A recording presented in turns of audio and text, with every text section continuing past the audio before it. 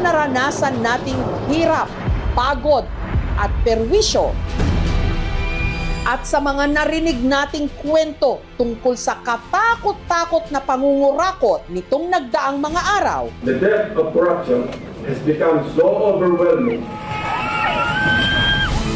hindi mahirap isipin na hindi pala baha ang magpapalubog sa ating bayan, kundi kasakiman.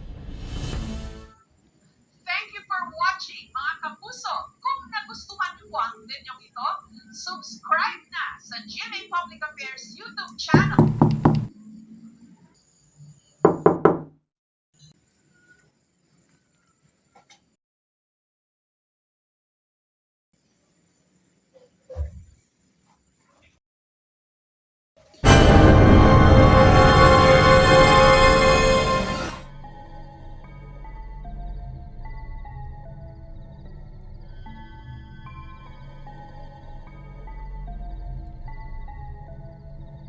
Anonymous Pinoy Confession Ghost Project.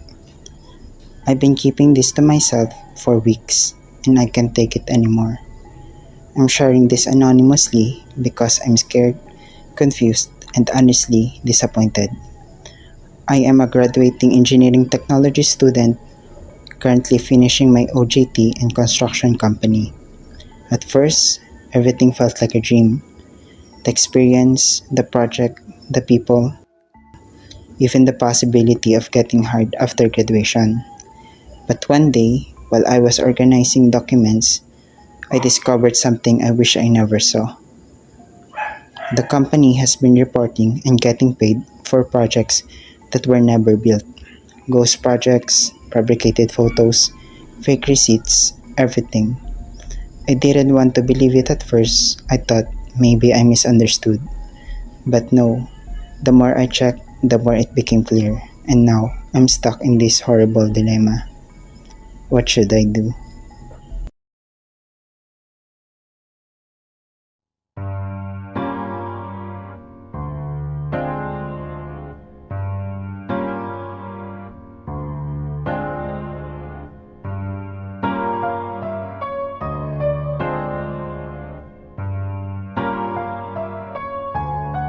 Anonymous Pinoy Confession.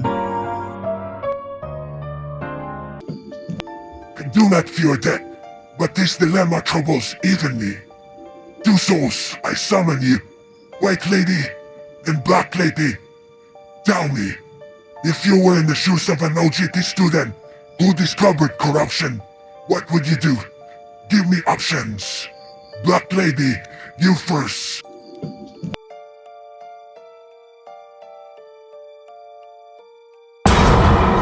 Option 1. Stay silent to protect your internship evaluation and future job opportunity, even though you know it's dishonest and corrupt.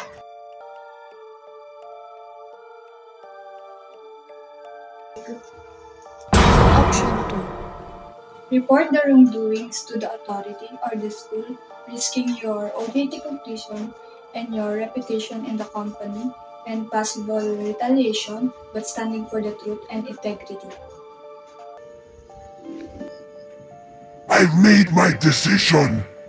Thank you, two lost souls.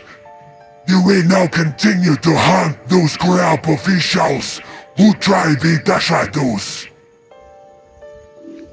Report the issue to your OJT advisor or school coordinator and seek their guidance before taking further action.